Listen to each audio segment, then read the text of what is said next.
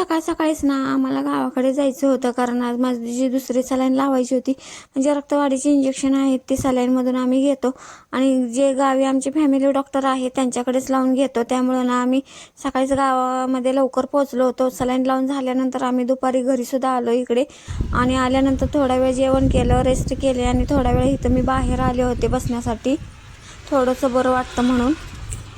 Hi hello friends, मी प्रतिज्ञा स्वागत करते आपल्या नवीन एका व्हिडिओमध्ये आणि आपल्या चॅनलमध्ये सुद्धा. हे तर मी बाहेर आज येऊन बसलेले आहे. कधी अशी येऊन बसत नाही, पण म्हटलं आज वातावरण खूप छान आहे, ऊनसुद्धा नाही आणि पाऊससुद्धा नाही, त्यामुळे एकदम वातावरण एकदम भारी आहे. मग म्हटलं थोडा वेळ इथे येऊन बसावं. तशी तर घरातली बरीच कामं आहेत अजून करायची आहेत. मग म्हटलं चला थोडा वेळ इथं बसूया, तोपर्यंत अन्विषासुद्धा येईल आणि अन्विषा आले की परत घरातले आपलं जे आहे ते काम चालू होतात. थोडा वेळ आहे तर म्हटलं थोडा वेळ इथं बसून जाऊया म्हणून मी इथं आलेली आहे. आणि बाहेर बघा तुम्ही वातावरण दाखवते, खूप छान आहे. सारखेच घरातली कामं करत बसलं ना तर ते सुद्धा ना बरोबर वाटत नाही, म्हणून म्हटलं वातावरण सुद्धा चांगलं आहे, बाहेर यावं. ना ऊन होतं ना थंडी होती, वातावरण एकदम क्लिअर होतं. मी आज स्कूलसाठी कॉम्पिटिशनसाठी ना अन्विषाची अशी सागर वेणी घातली होती. मला तशी जमत नाही, पण जमेल तशी मी घातली होती. कशी वाटते एकदा कमेंटमध्ये नक्की सांगा. छान आहे ना. बाहेर बसले होते तेवढ्यात अन्विषा सुद्धा स्कूलमधून आले होते आणि हे सुद्धा आले होते. मग दोघांसाठी ना मी इथं चहा ब्रेड ठेवला. रोज ह्या वेळेला स्कूलमधून आल्यानंतर तिला खूप भूक लागते, पण आज काही बनवलं नव्हतं म्हणून चहा ब्रेडच दिला मी तिला. रोज काहीतरी बनवत असते आणि कधी तर ब्रेड खायला काही हरकत नाही. आणि इथे मी कांद्याची चटणी बनवली. खरं यासाठी ना कोथिंबीर नाहीये, म्हणून मी यांना फोन करून सांगितलेलं आहे कोथिंबीर आणण्यासाठी. पण तोपर्यंत बघू, कोथिंबीर आणतील तोपर्यंत इथं कांद्याची चटणी बाकीची सगळी तयार करून घेतलेली आहे. आणि इथे ना मला चकली बनवायची आहे म्हणून मी त्या तयारीला लागले होते. खरं तर ही चकली मला आषाढ महिन्यातच बनवायची होती, पण ते काही बनवायची झालीच नाही. मग म्हटलं आता आहे वेळ आणि तसं स्नॅक्समध्ये सुद्धा आता दुसरं काही केलेलं नाही. मग म्हटलं चकली बनवूया. आणि चकली ही सगळ्यांना एनी टाईम आवडते आमच्या घरी.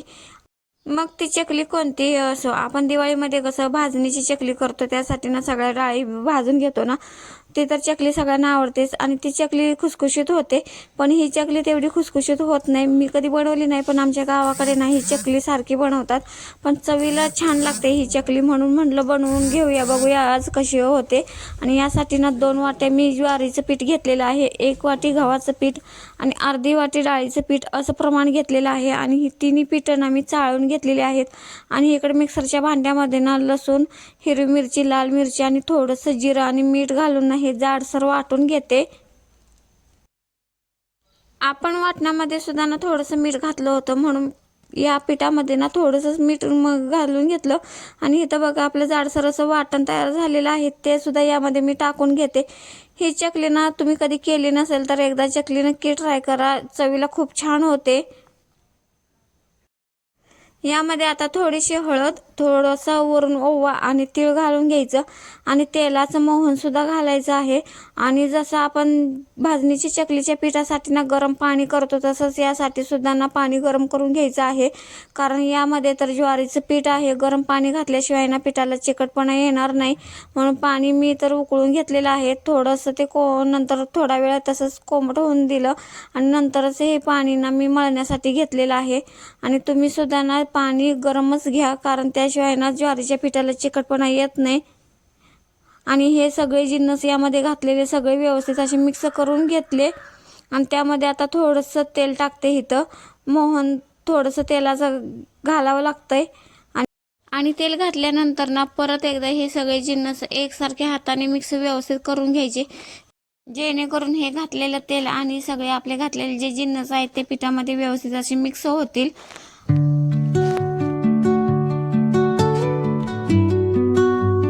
बघा आता हे सगळे जिन्नस तर व्यवस्थित छान मिक्स झाले. त्यामध्ये ना थोडंसं गरम पाणी घालून ना आता हे सगळं पीठ मी मळून घेते. आणि आपलं इथं पीठ फायनली तयार झालेलं आहे मळून. पण आज एक वेगळाच प्रॉब्लेम झाला, मला वाटलं नव्हतं असं होईल. काय झालं, मी शेवगा होता ना जो माझ्याकडे, तो ना मी गावाकडे जेव्हा गेले होते उन्हाळ्यात तेव्हा ना तिथं कुरवड्या करण्यासाठी नेला होता आणि त्यातली जी चकलीची चकती असते ना ती तिथंच विसरली. आणि मी हे पीठ मळण्यापूर्वी पण आधी बघितलं नाही, डायरेक्ट आता बघायला गेले तर मला कळलं की त्यात चकलीची चकतीच नाही. मग काय करायचं, मग जो लग्नातला शेवगा आहे ना त्याची चकती काढून यामध्ये घालून बघितली तर बघा असं झालं, कारण ती चकती ना थोडीशी छोटी पडली, त्यामुळे ना ते घालून पण काही उपयोग झाला नाही. मग शेवटी फायनली हा लग्नातला शेवगा म्हटलं तो घेऊन बघावा म्हणून त्यामध्ये परत पीठ घालून बघितलं, पण तो सुद्धा शेवगाना चालला नाही व्यवस्थित. काय माहीत त्यामध्ये काय प्रॉब्लेम झाला, एकदा तो दाखवून आणला पाहिजे, दुरुस्त केलाच पाहिजे. मागच्या वेळी पण असं झालं होतं त्याचं, तेव्हा तो दुरुस्त करून आणला होता, पण तरी पण तो आता चाललाच नाही शेवगा. आणि असं काहीतरी करायला घातलं आणि असं काही झालं ना तर खूप डोकं फिरतं. एक तर हे चकलीचं पीठ आहे, मळल्या लगेच करावं लागतं, नाहीतर ते पीठ खराब होऊन जाईल. आता काय करायचं मलाही कळत नव्हतं. आणि आता शेवगा कोणाला मागू, मग म्हणलं चला शेजारच्या काकू आहेत त्यांच्याकडून मी शेवगा शेवटी मागून आणला आणि त्यांच्या शेवग्याने चकली मला करावी लागली. पण छान झाली चकली त्यांच्या शेवग्याने, तर ॲटलिस्ट त्यांच्याकडे तर भेटला, त्यामुळं चकली झाली. नाही तर माझा खूप मोठा प्रॉब्लेम झाला असता आज.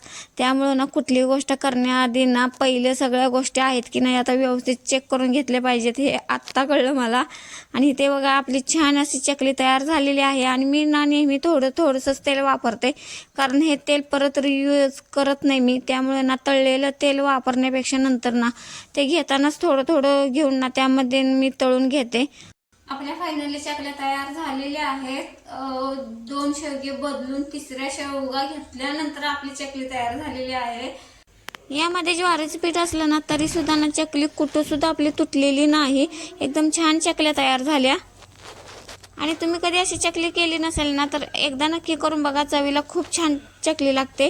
आणि मला कमेंटमध्ये सुद्धा सांगा. तर चला मग इथे येताना यांनी ना कोथिंबीर आणि शेपूची भाजी आणली होती, मग म्हणलं लगेचच ते निवडून ठेवावी म्हणून मी इथे निवडायला घेतलेली आहे. आणि कोथिंबीर ही बघा देशी मिळालेली नाही, विलायती कोथिंबीर आहे, पण असं मिळाली तरी मला कांद्याच्या चटणीसाठी हवी होती कोथिंबीर म्हणून आणायला सांगितली होती.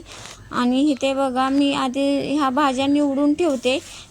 कोणत्याही भाज्या ताज्या असताना निवडता येतात चांगल्या, म्हणून मी इथं आधीच निवडून घेते. आणि ना परत आता ह्या भाज्या स्वच्छ धुवून पसरून वाळवून ठेवणार आणि मग चिरून ना आपल्याला वापरता येतात. तर चला मग इथं ह्या कोथिंबीर आणि भाजी मी निवडून घेते आणि हा व्हिडिओ इथंच एंड करते. तुम्हाला कसा वाटला एकदा कमेंटमध्ये नक्की सांगा. आणि आवडला असेल तर आपल्या व्हिडिओला नक्कीच लाईक शेअर करा आणि चॅनलला आपल्या सबस्क्राईब करा. धन्यवाद. पुन्हा भेटू नेक्स्ट व्हिडिओमध्ये.